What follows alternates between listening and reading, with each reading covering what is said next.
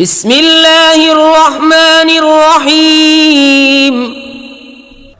الرحمن علم القرآن خلق الإنسان علمه البيان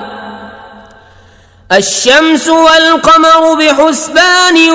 والنجم والشجر يسجدان والسماء رفعها ووضع الميزان ألا تطغوا في الميزان وأقيموا الوزن بالقسط ولا تخسروا الميزان والأرض وضعها للأنام فيها فاكهة والنخل ذات الأكمام والحب ذو العصف والريحان فبأي آلاء